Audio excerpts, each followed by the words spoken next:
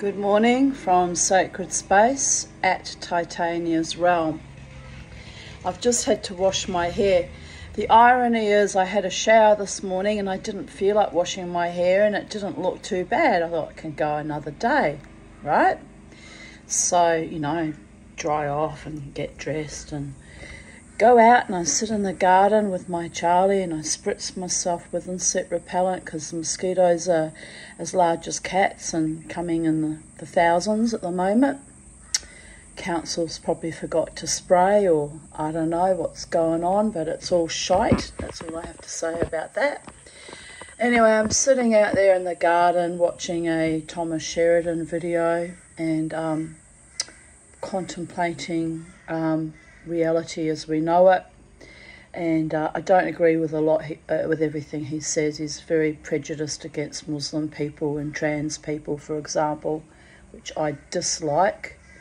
But a lot of his other musings about life on our planet is actually quite on point, actually. So I actually went to share his video on Facebook, and then when he was doing the parody of the psychotic jihadist Muslim women screaming, which they do before they murder you, actually. But I just thought, no, fuck that. I'm not sharing that, So I took it down, and in a way, I feel like putting it back up, because when I watched the rest of the video, when he was talking about insulating our homes and, because he reckons there's a mini ice age coming. There may well be. At the moment, it's scathing fucking hot in Queensland, Australia, as it is every time at this time of year. And he's saying it'll get hotter in Ireland before the ice age comes. Well, it's hotter in Queensland, that's for sure. So there's things that he gets right, and there's things that his own prejudice and biases get in the way of things. But anyway, so I was musing on that, and we all agree that the Western civilization is breaking down. On that I concur and agree with wholeheartedly. So anyway, I'm sitting out there schwitzing in the heat, and suddenly my hair just went like an oil slick, whereas only like an hour before I'd looked a bit okay, right? I've got to go to my psychiatrist for my regular debrief this afternoon. So I thought about it. I thought, well, I better wash my hair and look copacetic and not like a complete mental patient, right? Some days I don't actually give a fuck what I look like. You've probably noticed that on my YouTube videos. If I'm not feeling it, I don't bother putting even the lippy on, and I just present as I present because I'm an authentic, real woman. And at my age, I don't have much time for these contrivances and foolish vanities that go nowhere. But anywho, look, I'm all wet. Look, you can see I'm all wet from washing my hair. I really... Zero fucks given, people. Zero fucks given. Besides, in about half an hour, I'll be completely dry. I'm living in an intense sauna. Not just me, but everyone else in the subtropics right now. So, we've got that little turkey bird. I call him affectionately Bastard Buzzard, as he used to harass my chickens and build mounds, and he's actually a lovely bird.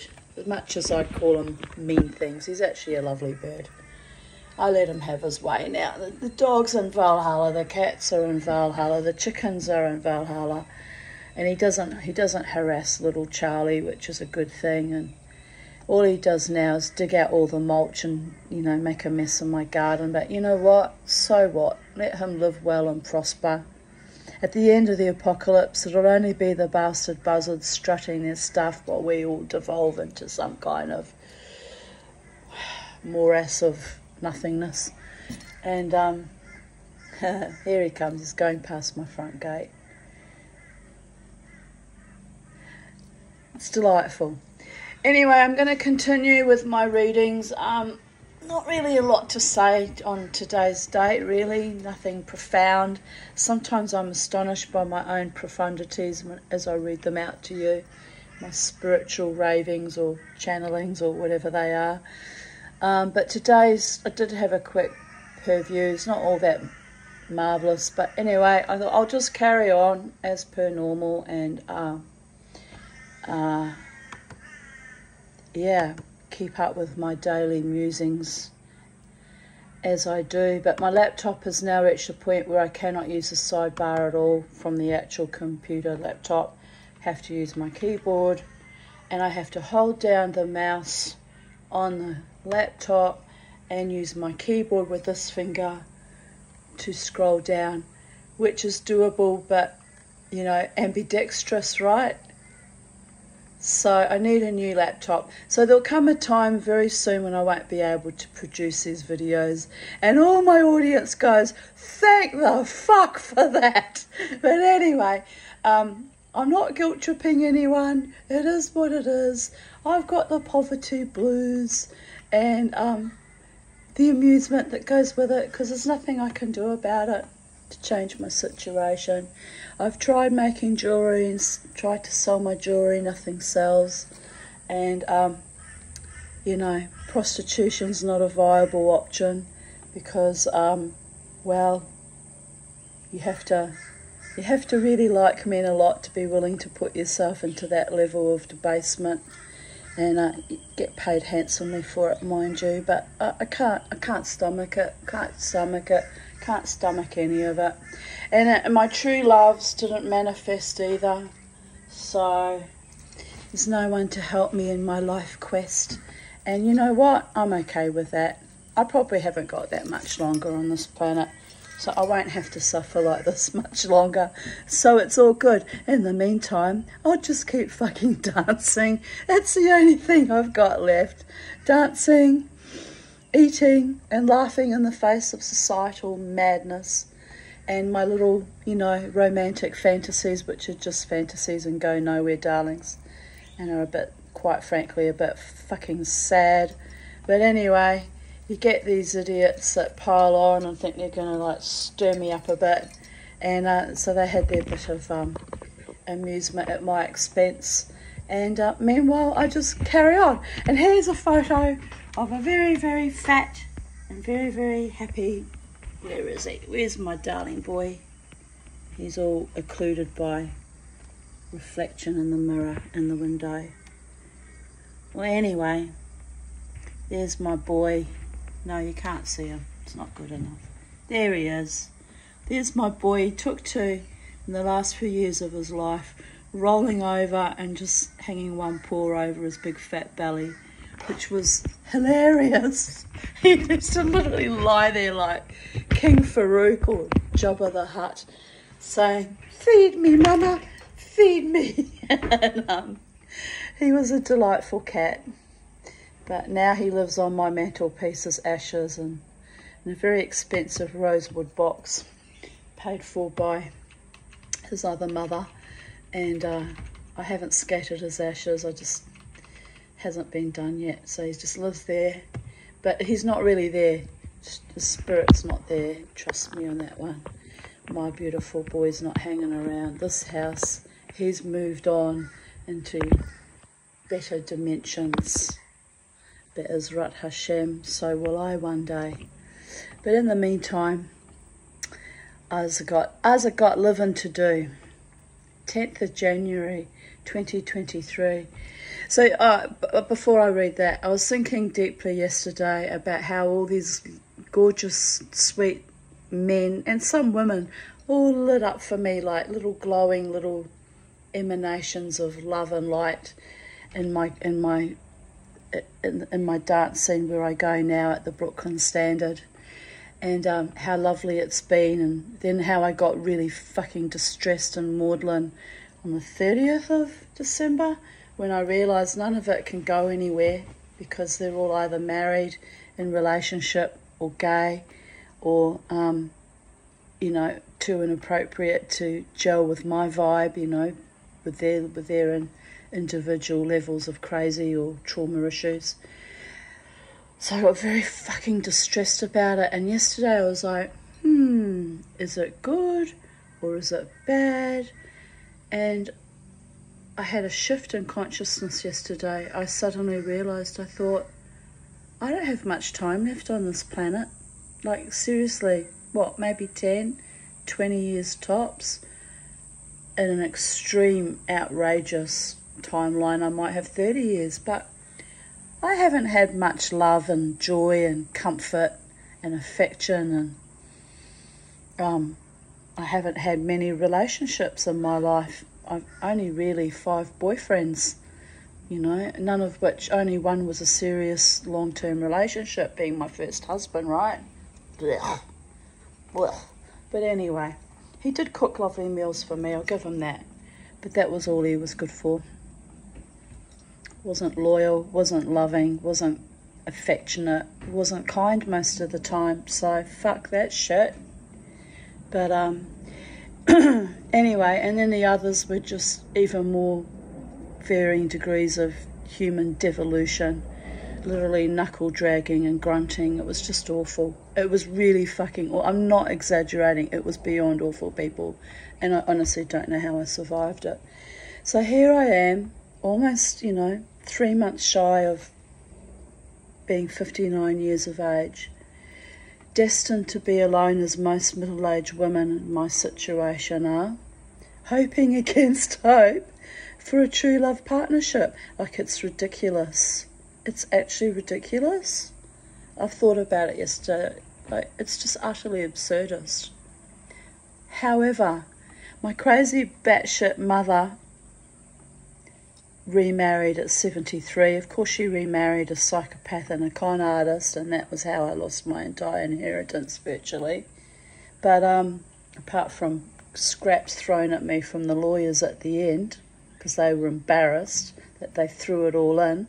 That's the reality, people. It's disgusting what was done to me.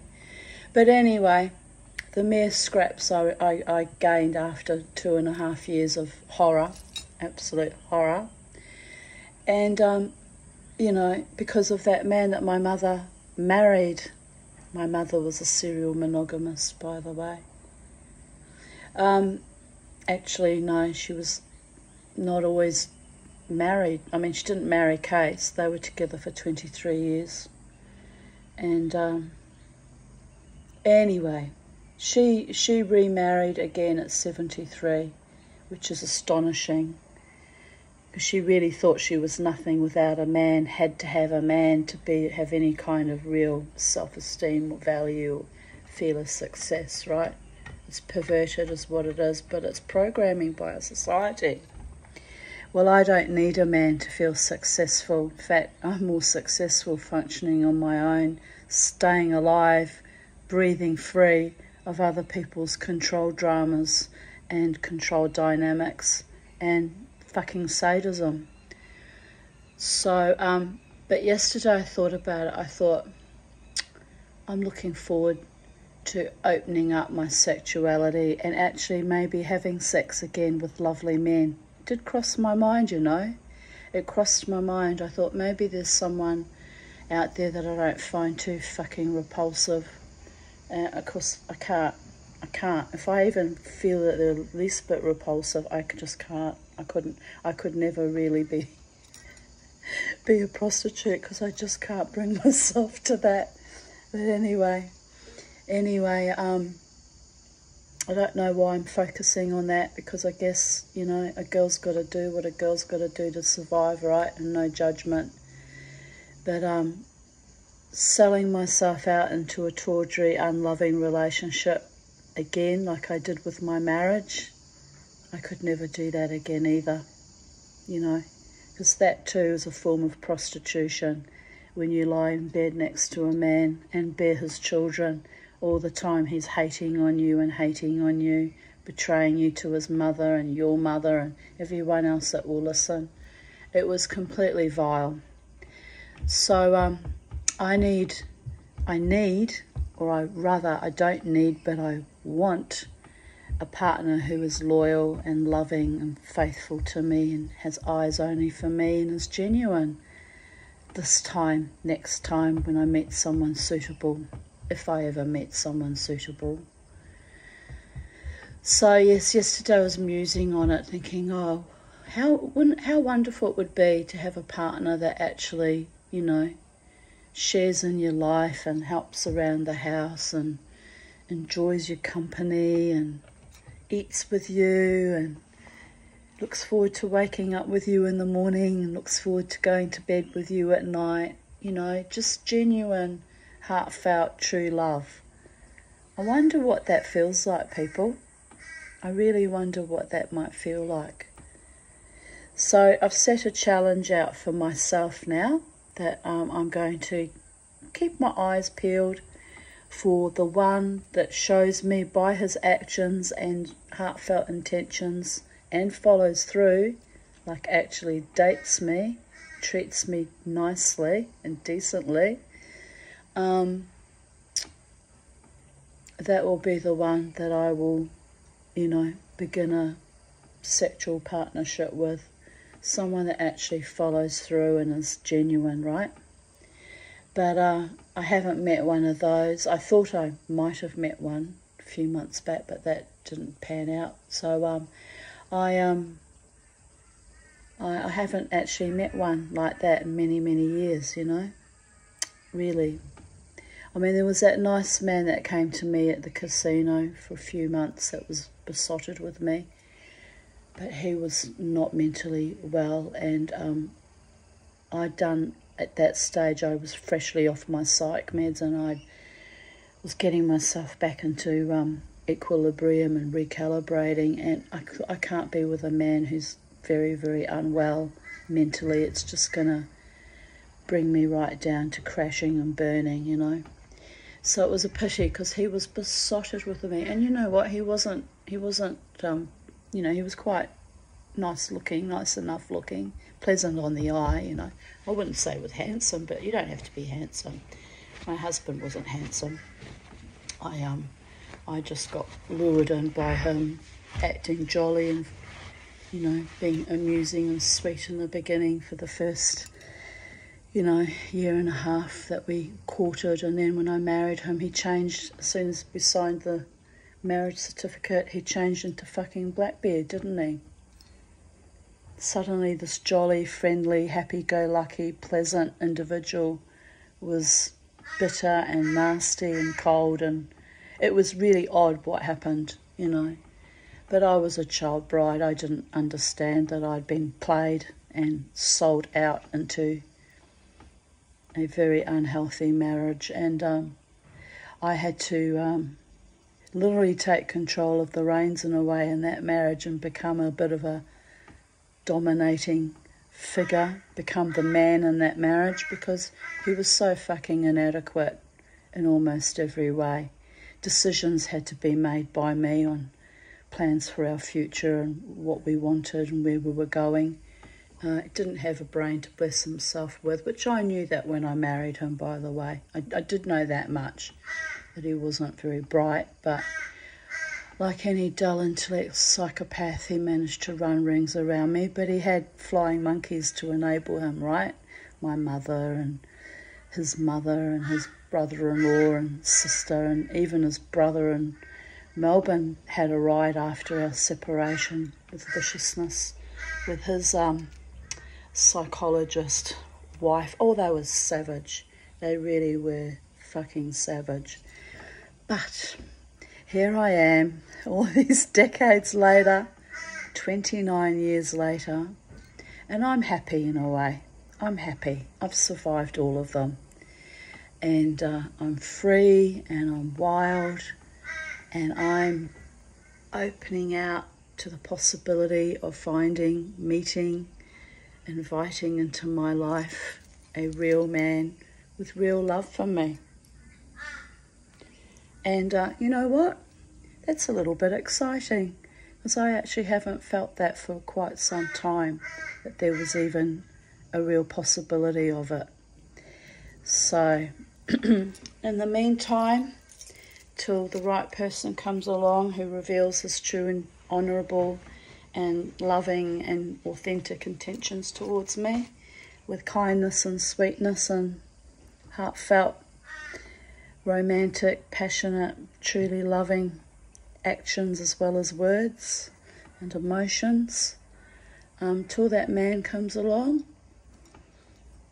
I'll just keep dancing, writing my occasional stories, which I haven't written actual stories in a long time, but updating my journaling, and yeah, just being creative and enjoying my life, or really what's left of it. I mean, what else can I do, you know? And the gods won't let me die, so there is that. And perhaps they will let me live fully and vibrantly with a beautiful man by my side at long last. Perhaps, perhaps, perhaps. But I can't live in fairy stories or fantasies, so I just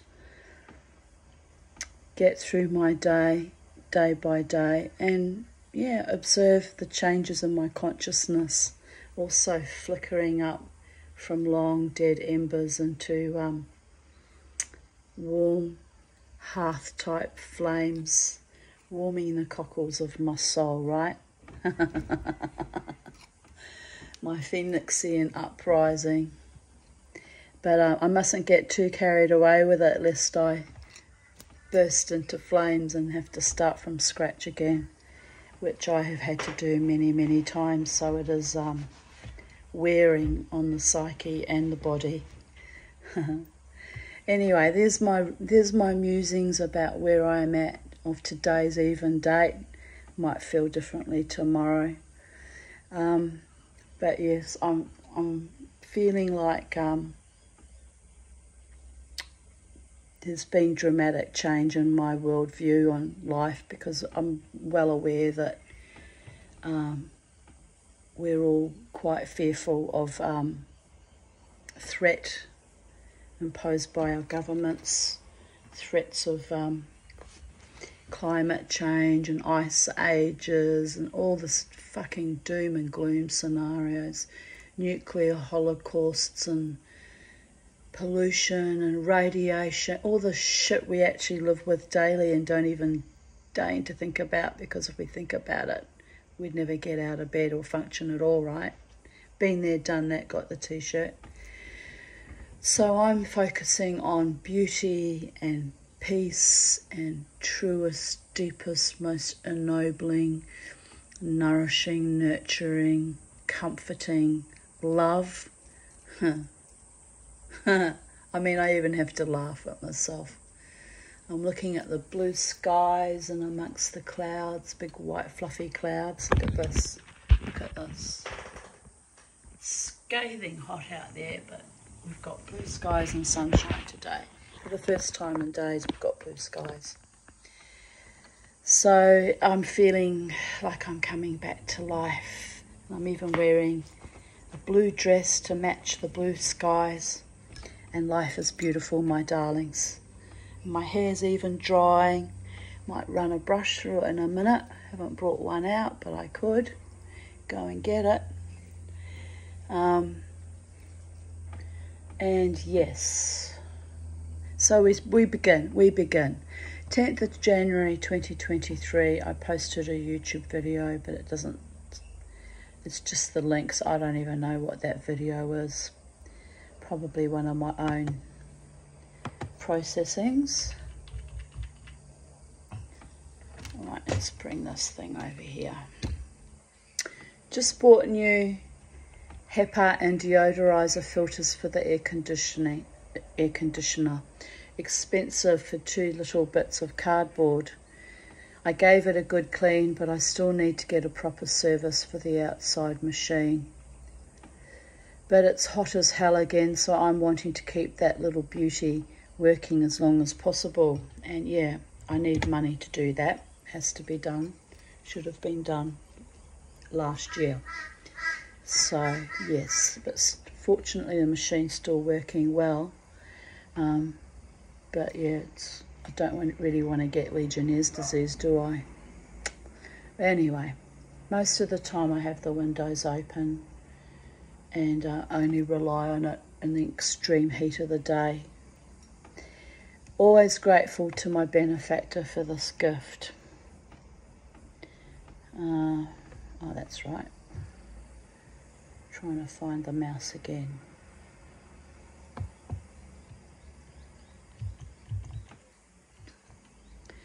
10th of January 2022, flooding again in Queensland, cyclic or rather cyclonic, and we've had flooding in northern New South Wales areas again this time of year, last week or the week before. And it was from a memory from 10th of January 2011. Just told both my daughters to try to get to my place if the flooding gets any worse where they live. At least I'm higher up. I hope they use common sense. I'm really worried. 10th of January 2021. Oh, please, God and Goddess, may my timeline be one of joy, a safe, supportive, loving community, better health, truest, deepest love from a love partner, and prosperity. I don't want much, do I? You can see I've been wanting that love partner for a long time. This is in response to a meme that says, every timeline exists, choose one to move towards. As if you have an absolute choice in, even the timelines, right? But I guess you can focus on negative timelines like we're living through now, or you can shift it by being super Pollyanna and super manic denialist and believing that you have a true loving partner by your side, looking at you with pride and honour and integrity and deep love and joy, and believing that you live in better circumstances where you have a loving community around you, like my friends at the Brooklyn Standard, for example, and believing that you are prosperous and loved and protected. Believing it and making it real somehow. 6:55 a.m. I passed a very bad, very painful night with severe back pain which manifested again last evening. It has been hurting on and off for a few days, but last night it decided to just slam me out of nowhere, with great difficulty turning over, which I had to do often because of my lungs. I did not take any pain relief, which was stupid, as it hurt so very much. But I did lots of deep breathing and sending energy through to the small of my back on the right side. Almost feels like sciatica, except it's higher up slightly. It hurt to get up to go to the toilet. It hurt to get back into bed. I must say, I am so over chronic illness and chronic pain. It's endless suffering. But this is my body and my life, and I must make peace with it. I was thinking during the night about my ex-husband's wonderful acupuncturist who was Vietnamese and an amazing miracle worker. Her name was Loan. I think I pronounced it Loan. And she was tiny. She was only about 4 foot. She was shorter than me. Tiny, petite, lithe, slim, beautiful woman in her 40s. I just had our first child, Crystal, so I was 20 and a half. So she was, she was in her early 40s, I think. She looked younger, and she spoke fluent French because she lived in France for many years and worked as an acupuncturist in France. And wonderful woman. She was so wonderful to me. In fact, she saw through all the bullshit, and I really should have taken note of what she was saying without saying. Well, she said it quite distinctly, actually. And I was in manic denial, and I just had a baby, and I had a nice home with my husband, and I thought that was security and stability. And so I soldiered through, as women do, But I should have taken that woman's insight on board and left with my newborn then and there. And here is why. I'll explain it to you here in the story. I needed her last night and now. Every time I had a baby, well, I only had two, he would conveniently throw his back out and be writhing in agony and even struggle to go to the toilet. She would arrive with her tiny force field of attitude and roll her eyes at him and tell me, "He big baby just wants attention. You need a real man to support and protect you now you have given birth." I would nod and quietly seethe, but too exhausted and in pain myself from childbirth to do anything about it. I thought staying in a bad marriage to maintain a family unit was the safest outcome. But Loanne knew I had married a weak piece of shit schmuck. So I took her medicine last night. I told myself I was a big baby and weak, and it's only my L3 and L4 disc, and I have survived far, far worse things.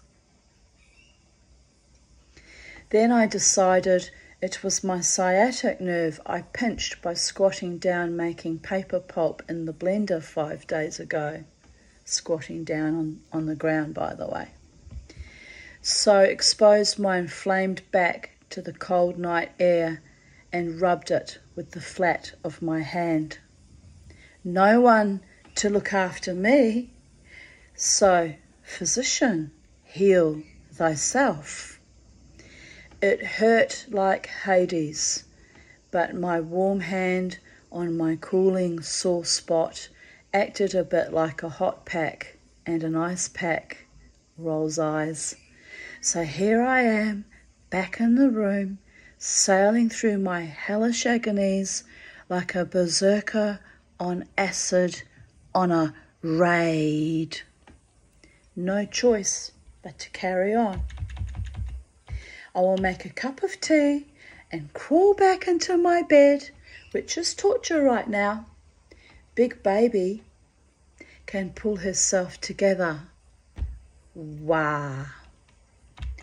That woman loved me, and if I had taken her cues and actually listened to her when she said my husband was weak and malevolent, like every other lover I attracted to myself in later life, Hashem, the cruel, jealous God, I might have had a much better, safer, saner life. But the gods threw everything at me, and here I am, almost 56 years old, now almost 59 years old in 3 months' time, hanging in there, formidable. And I hope my 59th year is as magical and blossoming out as my 49th year was. I hope.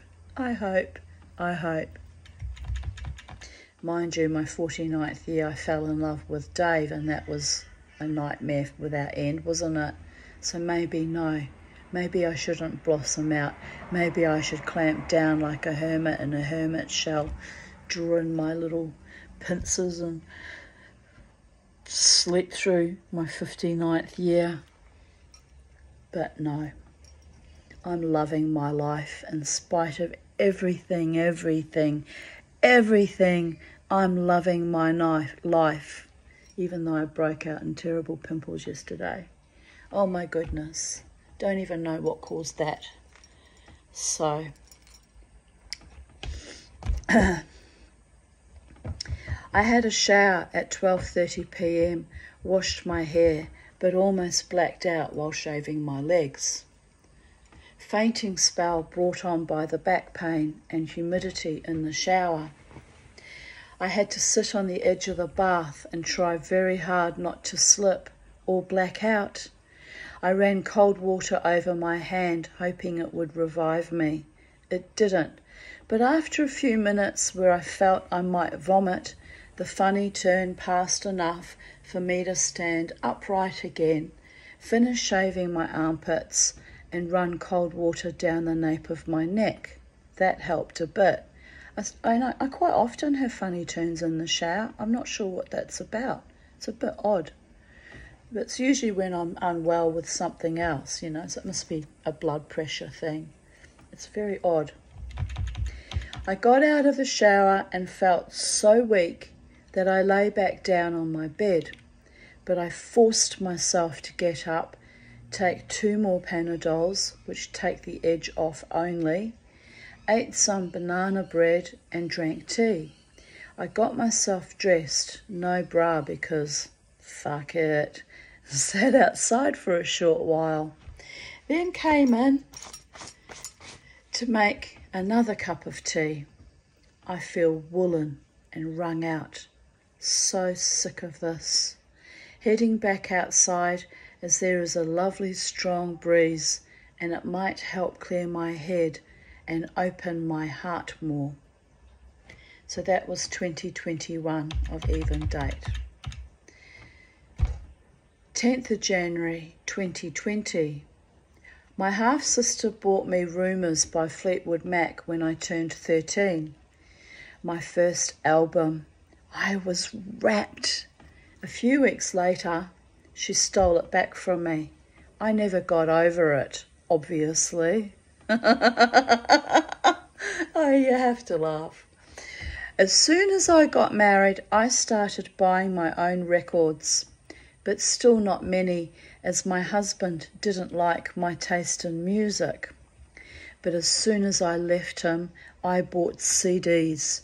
Every fortnight in the clearance section of Big W, I would shout myself or my girls a CD, which I paid, I think, at that time about $10 for a CD.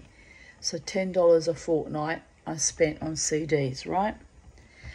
I wanted us to have our own music that we adore and to dance. My divorce was so harrowing and awful and soul-destroying and vicious that the only thing I could do was turn on music and dance with my children to try and move the energy of negativity and horror and pain through us, all of us, as my children were badly affected by that too. I did not have any heavy metal or hard rock music until my late 40s though, laughing my ass off. I still have poor knowledge of musicians. It's true. Like a few years ago, I had no idea that Robert Plant played for Led Zeppelin. A former Flame, that was actually Dave, dickhead, ditched me for not knowing that. Well, that's all very well, isn't it? He had a proper adolescence and a proper 20s and 30s and 40s, very likely, unlike me, who was under constant chronic attack, even since fucking childhood. So of course I lacked a lot of knowledge about a lot of things. I lacked knowledge about female sexuality for many, many years because I married my first boyfriend and had a terrible lover. I lacked knowledge about music and all the various entities that played that music. I mean, I knew who the front men were usually, you know. I knew who David Bowie was and Lou Reed and Mick Jagger and, you know, but I didn't know who were the other names of people in their bands. Well,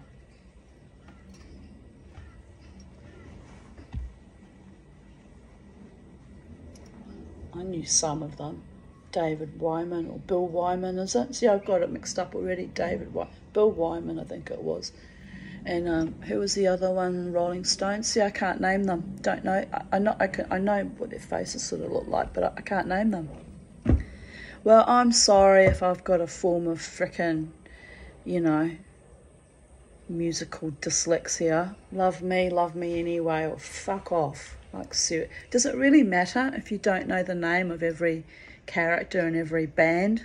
Like, in the broad scheme of things, was that worth ditching me for? Come on, seriously. The guy was just a twat, not into me. Anyway, how many years of therapy did I need to work that out? Thanks, Brian.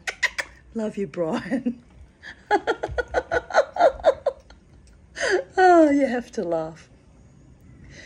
It was not my fault I was raised without the music of my generation.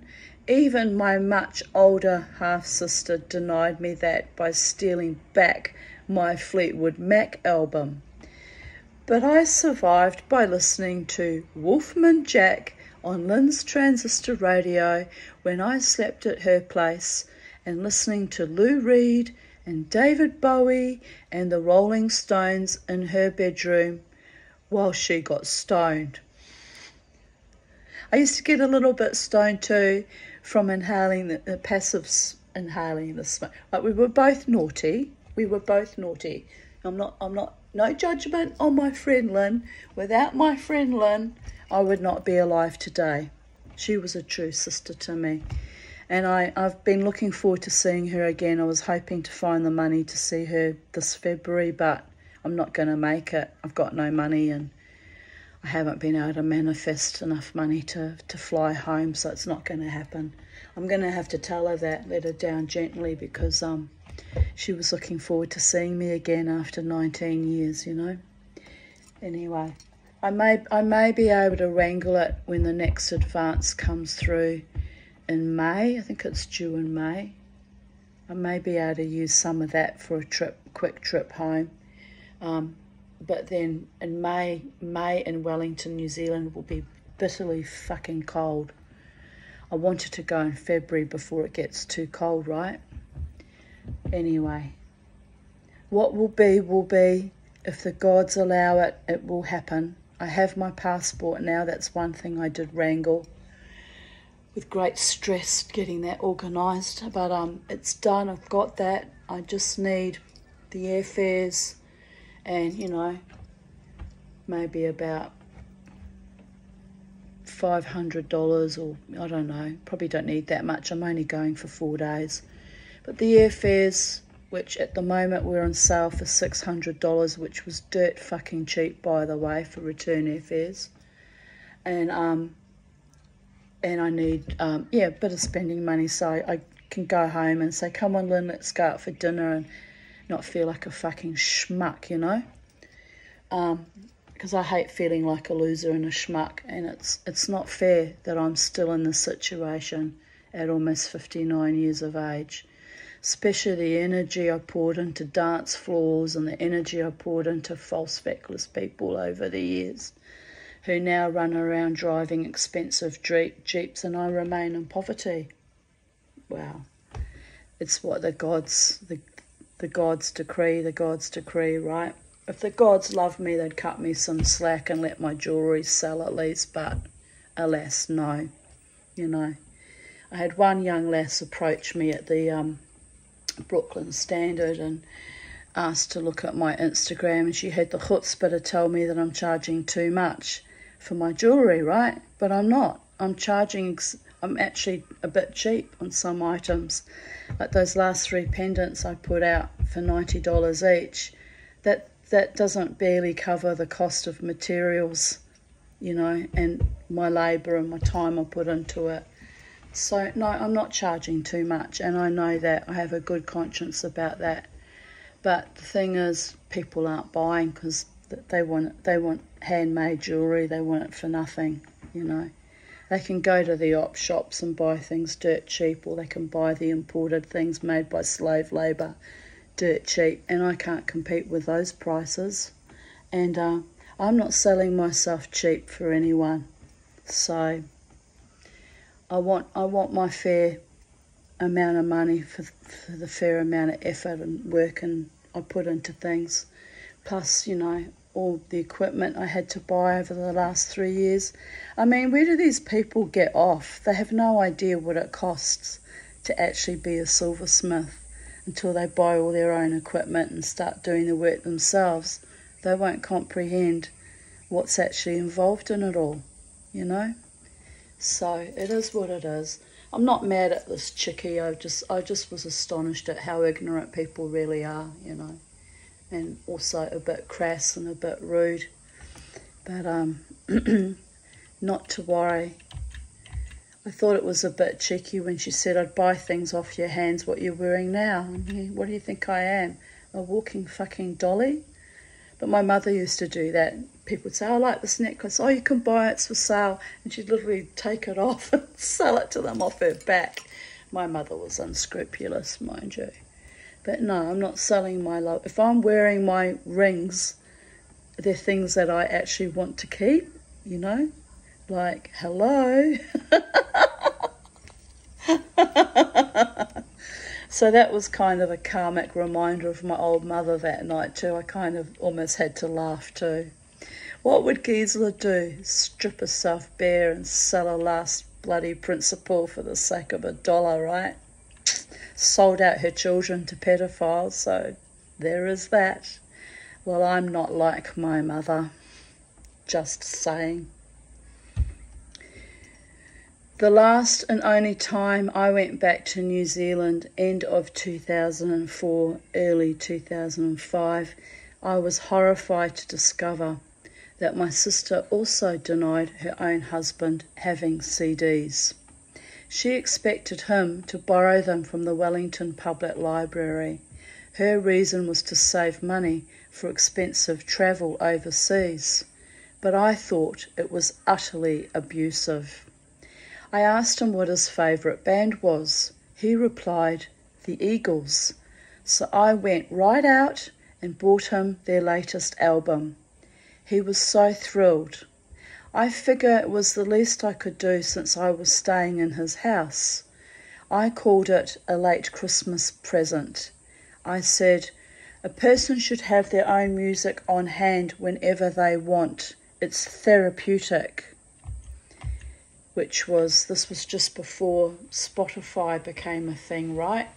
Hope he has Spotify now. It's just rude to deny someone their own music or literature or art or dance or whatever it is they enjoy in life. I wonder if he continued with my small rebellion. Hopefully he streams his music these days. Anyway, now I couldn't give a fuck what happens to either of them because they were so vicious. When I went through the will dispute, you know, it's like, fuck them now. Dead sisters don't cry, right? But I was quite heartfelt back in 2005 wanting him to have his own music. Always keep the music inside of you. 10th of January 2019. Better, not bitter. And that is my comment in response to a quote by Shannon L. Alder, or Older. The real warriors in this world are the ones that see the details of another's soul. They see the transparency behind walls people put up. They stand on the battlefield of life and expose their heart's transparency so others can finish the day with hope. They are the sensitive souls that understand that before they could be a light, they first had to feel the burn. And while reading that out to you, I was feeling Loanne's spirit with me so potently. She was sending me a clear message. Get away from that man. Get yourself free. Even with my newborn baby who was only weeks old, days or weeks old, when she had to come to walk on his back and burn joss sticks and tell me what a big baby he was. Yes, she was accurate about that. Truly a weak, inadequate, big baby who was spiteful to his own mother and spiteful to me, and now is spiteful to his elder daughter, telling her that she looks too much like me. Sick it is. But I'm free of them, and I'm delighting in that. No, sis, every single day. Here I write, if you can keep your head when all about you are losing theirs and blaming it on you, you'll be a human. Which is a little bit of a twist on Rudyard Kipling's If poem, which got me through many dark days during my early marriage and even after my separation when I was 29 going on 30.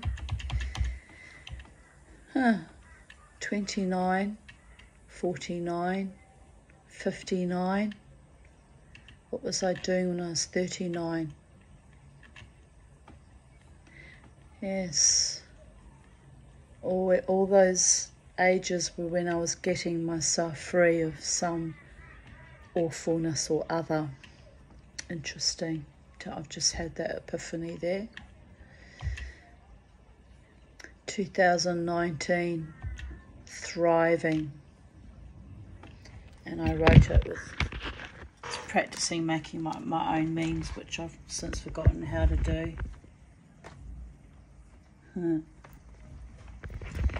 Thriving.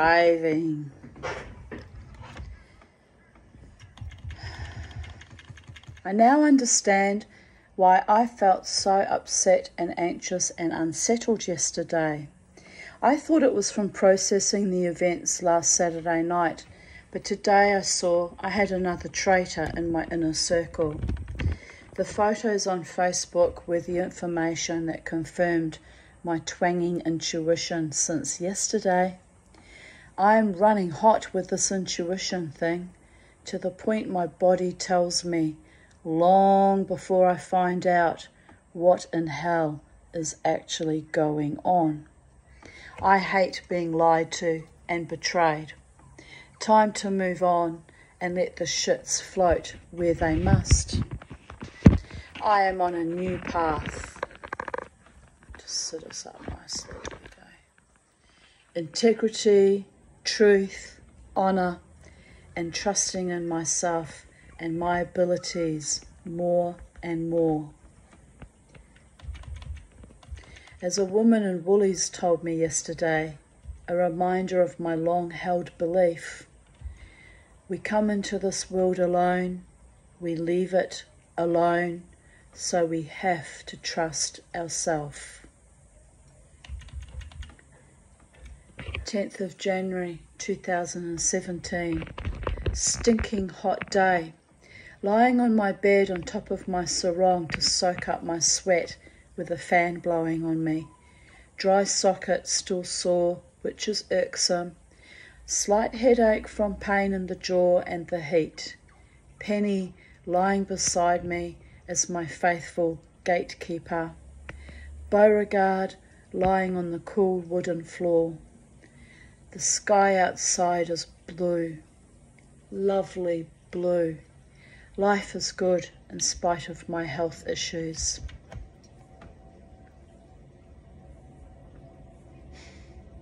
Looking forward to seeing my doctor today, this afternoon. Hopefully I won't get stalked by Wiglet again on the road. On the road to nowhere. Oh no, that's just his Christmas surprise, right? Merry fucking Christmas, Tanya. Here I am, stalking you yet again. Oh, poor Wiglet. Another weak, inadequate man, really. Couldn't man up for me. It is what it is, darlings. 10th of January 2016, 3:36 a.m. Home safe, crippled feet, hot bath, now bed. Good God, I can't keep doing this. But I danced wildly tonight. Angry, frustrated movements and internal dialogue with the universe. All good. Feeling loved and protected by people who care and by spirits of light. Thank you. I took a bag of clothes, some biscuits and shampoo and conditioner into the city for my homeless friend, but she wasn't out on the streets. I will bring it with me next week. Hopefully I find her outside the casino on Friday night. Haven't seen her for a while. I might take a trot down next time I park at the Uptown Centre. I'll take a trot down and go and see her. 1:38 p.m. Just woke up, took my tablets, left my opened yogurt container on the bench, half asleep still. I walked back into the kitchen to find socks licking the top of my freshly opened yogurt. Scraped the top off into the sink, started eating yogurt. Turned to gaze at something else. Look again, socks is back after my yogurt. Put him on floor, all 9 kilos of him. Returned to eating out of the container. Grotty, but I live alone, so really only one person eats the yogurt. But alas, socks back on the bench, waiting for another lapse in my concentration. I think about killing him, but you know, yogurt is yummy, and he is a gourmand. 5:40 p.m. Been snoozing most of the day, now awake. What to do? Stay cool, stay clear, stay beautiful. Time for a cup of tea and another venture into the garden. Penny has enjoyed her snuggles next to me. No, probably did enjoy her struggles too. She enjoyed her snuggles next to me. I loved that cat and that cat loved me. That's all that matters. She was a beautiful soul. 10th of January 2015. Dear God, thank you for answering my recent prayers. You told me I would buy shoes at the charity shop. I did, 3 pairs. You told me to wear my new corset and shoes. Wow, what a transfiction. You have to laugh. That meant I must have had a particular attention from a particular man that I particularly liked, so I got excited. Because I'm only human after all, people, even though I'm a warrior goddess. Tanya Aarons, née Phillips. Agent provocateur, muse, social butterfly, wild free spirit, lover of life, writer, observer of human interactive experiences, dancer, enchanter, inspirational coach, spirit medium through dance and music, mother, friend, occasional lover, very fucking occasional, in fact, very rare indeed, people. But what me worry? Custodian of sacred space and my garden and fur-fin feathered family. Now we're just down to the fin and feathered family. Interactive consumer of public media and products. Guide and supporter to others suffering similar life difficulties. Survivor. Woman warrior of spirit.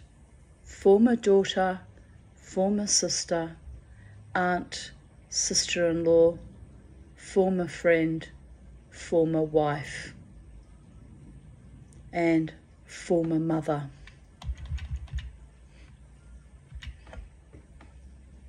What can I say, people? It sucks, but it is what it is. Resurgent fighter to thrive and prosper after 47 years of trauma. Daughter of the Holy One, blessed be his name, of our father Abraham and our mother Sarah. That's a nod to my Jewish roots. Former lover of David's. Oh. Daughter of David. Blech. All inveterate abusers.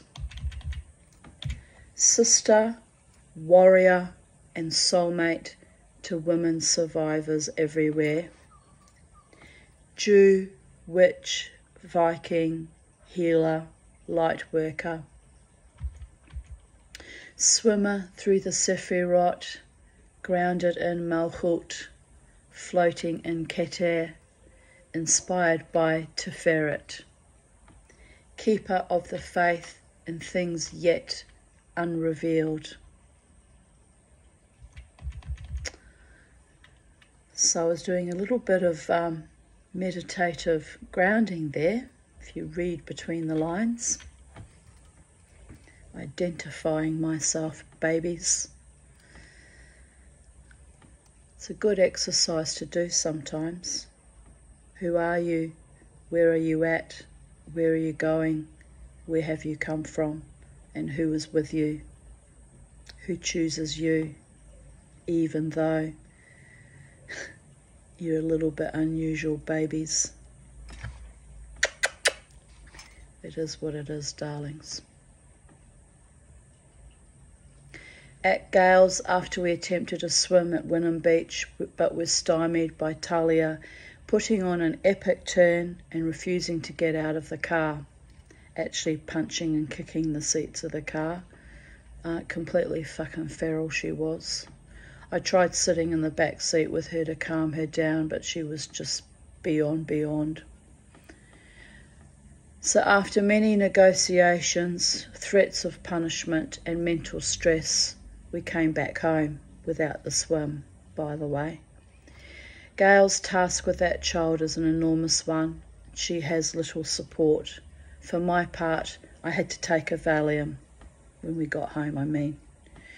Talia is very traumatised, and I see so many parallels of my own childhood reactions in hers.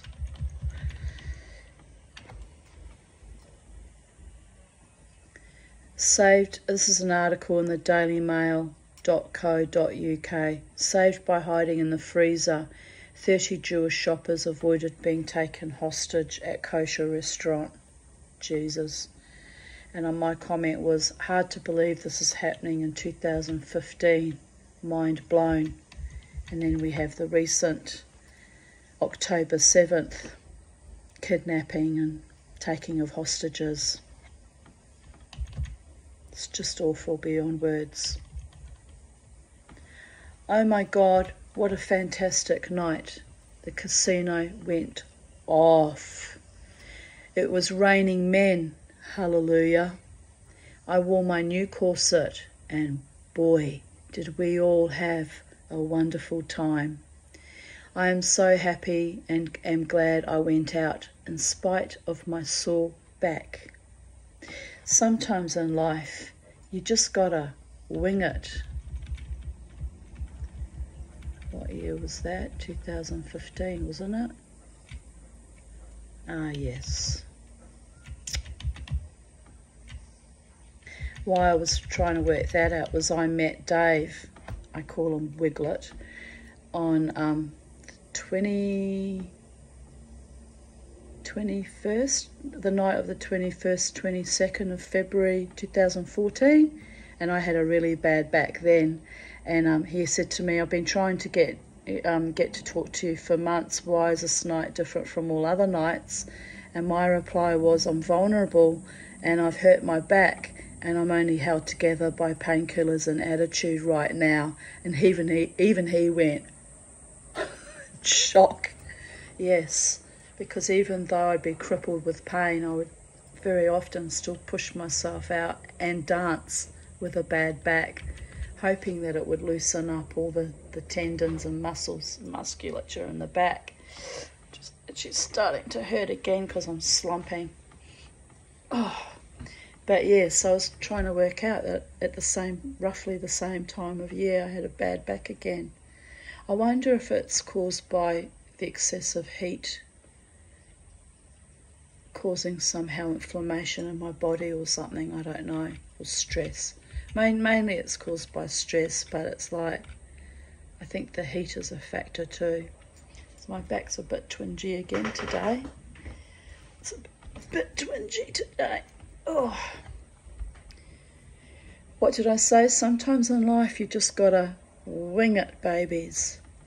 Harvey, my friend Jared's Jack Russell, was so devastated that I went out that he shat twice on the kitchen floor and threw up all over the house. So now we're cuddling in my bed and he is lying in my arms, twitching with relief to have his Auntie Tanya all to himself again. Poor little dog, he had such terrible neuroses and anxiety, and he was a sweetheart, but he was completely bonkers, that dog. But then my dog was a bit bonkers too. His father is in Holland feeling the cosmic umbilical cord twitching. He misses his dog terribly. And a friend I knew from the scene called Holly wrote, I would too, but with safe hands like yours, it'd be manageable. And I replied, yeah, he messaged me on Facebook and said Harvey is with the best possible person, as he knows how much Harvey and I love each other. Harvey is very much my little boyfriend. As long as he can snuggle in bed with me or lie in my arms, he is perfectly content. He is a very neurotic little dog. The other night, I sleep nude in summer. I woke up with Harvey stretched out the length of my body, snuggling against me with a big smile. I had to chuckle to myself, thinking, I need a human man like that. 10th of January 2014. Sleeping over with name redacted tonight, 4th night. I am rather tiddly from wine. We had chicken and a yummy pasta salad I made for dinner. Name redacted. Oh, I nearly slipped there, didn't I, darlings? Well, never mind. She can open her eyes now. She is improving, as I went to say. She can open her eyes now. In a few more weeks, her vision will be restored. But not her human decency or loyalty or respect for this woman who was good to her in her time of need. The dog. 10th of January 2013. Teeth still sore, but probably because I have used them for eating. Having a nice time with Annette and Lynn tonight. And my beautiful friend Sylvia Shine wrote, all the better to bite them with, kiss, kiss, kiss. 10th of January 2012. I feel much happier after my swim at Wynnum Beach wading pool, thanks to Gail. Phew. And here's my comment in response to an article by projectinsearch.com. Life exists on Mars. NASA cover-up of building seen on Mars data. Things that make you go, And my reply was, I always knew we were not alone in this galaxy, or this universe for that matter. So this is interesting. It could be fate, but if it's real, it makes for more questions than it does answers. 10th of January 2011. Just told both my daughters to try to get to my place if the flooding gets any worse where they live. At least I'm higher up. I hope they use common sense. I'm really worried. Harper G. Maz wrote, she was a Pal Talk friend, "Oh no, are you in a flood area? You on Gold Coast?" I replied, "I am in the hills of Holland Park, 10 minutes from the city. I figure I'm safe enough here, but I'm worried for my kids who both live in the flooded areas. I hope they get out before it gets worse, and I've told them to come home and sit it out for a few days with me, but my younger one is too proud and stubborn. I hope she uses common sense. My older daughter has work on the busway at 4 a.m, so if they shut down the buses, she will be trapped, but she will also know it's really bad. I want her home too. What can one do? My car is not working, so I can't go and pick them up and drag them home, kicking and screaming, lol.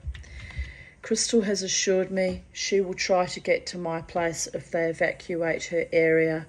She lives right near the Brisbane River, but on the 3rd floor, so she thinks she will be safe there. It's what happens on the roads I'm most concerned about." Maz replied, "How's your kids? It's all over the news down here. Hard to imagine."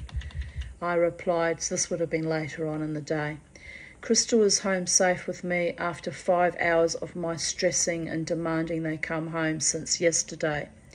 Jasmine refused to stay here with me and went sightseeing at the river. Such a foolish girl. I can't worry about her now. She has made her choice. I am, however, livid beyond belief that Crystal's work have insisted she still go to work at 3 a.m. in the middle of a national disaster. No way will I let her go without a fight. What kind of assholes send young women out in raging floods to man a busway? The buses should be shut down now things are dangerous. It beggars belief. People should either be evacuated or encouraged to sit tight in their homes rather than traverse the city in buses. Ludicrous." Maz replied later, "What's happened now?" I replied, "Crystal sensibly stayed home with me. The flooding is immense and I did not want her safety jeopardised. We are both safe and dry, but there are warnings of possible disease from the raw sewage and the mosquitoes. Dengue fever and Ross River fever are anticipated." Here I write, "Courtney's car has broken down, so he now needs to fix his car, and he informs me there are no parts available for my car anymore, but he can machine the brakes one more time. I'm thinking I might have to wreck the beast after all. It all seems too hard. I will wait and see what Courtney says when he sees how much needs to be done on my car. He might agree to let me wreck it after all." As if I fucking needed his permission. Like, what the fuck? I did end up wrecking it. It just was getting too difficult to maintain that car. It was my little Mazda 121 Shades hatchback. It looked like a little roller skate. Nanny Dubs wrote, that's my friend Tanya that we met when we had our firstborn in Wellington Women's Hospital. "That rain is just not stopping. Oh my God, it looks terrible in the news. You take care if you go on the roads." Tanya, I wrote, "Tanya, it's truly horrific. I'm relatively safe here on a slight hill, but under my house everything will have been ruined. I'm upstairs so that water washes underneath me. I am not worried so much about the house, but the crazy flash flooding on the roads is a major concern. In one way it's great I don't have a car, as I often go a bit stir-crazy in wild weather and try to drive around town, so I'm forced to stay high and dry. Bit hard to get groceries though, but not the end of the world. Courtney is coming to pick up the beast tonight. I am worried all the roads will be flooded out, so I hope it will be safe for him to get the car. I'm going to follow him in his car in case my car doesn't make it. It will be a tad scary if the roads are dodgy. I'm sure he'll cancel if he finds it difficult to get home from work this afternoon. Another soggy day in paradise. I've asked for at least 8 hours of sunshine tomorrow, but I don't like my chances, lol. Sonia Ann McGeegan, who was Courtney's sister. Nah, flippers and snorkel here, not hat and sunnies. Lol, I woke up this afternoon to loads of sun, hidden by grey heavy cloud cover, but it was there, shining down, struggling to get through. Maybe next week we'll get some. 10th of January 2009, still recovering from asthma, been over a month now. What a drag. And thus concludes today's readings of Even Date. A little bit painful having reminders of Courtney and various other entities from the past. 10th of January 2010, he was still trying to help me with my car at that point in time. We actually had already broken up about, the end of September 2010. But he was still trying to be a little bit kind and supportive at that point in time, which probably was guilt on his part for treating me so shittily and dumping me not long after my mother died.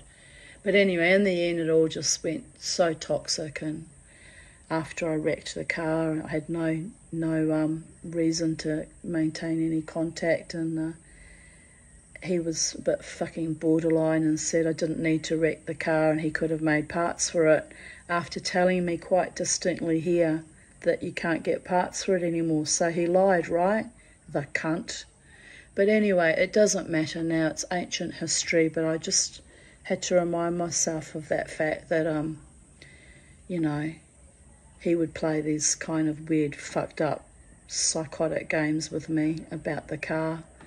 And anyway, that was the last boyfriend I had up until 2000 and end of 2010, and I never settled down with anyone else again. Not by choice, because I was deeply in love with Dave and hoped something nice might come of that, but it didn't.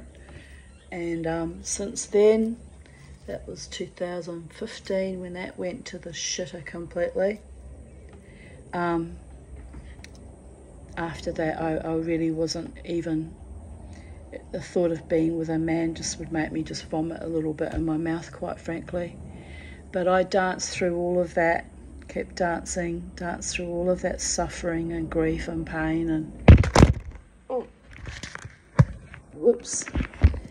kept going. And hopefully one day I'll find someone that is simpatico with me and on my wavelength, spiritual like me, and has as much love in his heart for me as I do for him, and is ready, willing and able to make a commitment to me. And until that time comes, on we go, dancing, narrating my life histories and my stories, and breathing, laughing, singing, taking delight in small and great things, and co-creating on planet Earth. And making my little YouTube videos as long as I can. So on that note, have a beautiful day. And it's got very steamy and hot in here again. I'm actually sweating. Almost feel like washing my hair again. It's only just been washed, right? Might have to put it up, give it a brush, and I'll put it up today. But anyway, it's clouded over again, so it looks like we're going to get rain now. Weird weather. So, blessings from my sacred space, from Titania's realm, here in Holland Park, Brisbane, Australia, to you, wherever you are on planet Earth. Those of you in the Northern Hemisphere are probably feeling quite cold. And yeah, right now I would happily swap places with you for a day just to be cold and cool again. Maybe I should go to New Zealand after all. Well, there's a small, or in my case, a very large technical hitch, but in time it will manifest. So just a big kookaburra just arrived on the tree opposite. Can you see him? Hello, Cookie. Who's a pretty birdie? Hello. You're not that big actually. You must be a baby still. Beautiful boy or girl. Yes, Cookie. And on that note, bye from us at Sacred Space. Sending much love and blessings out to you all.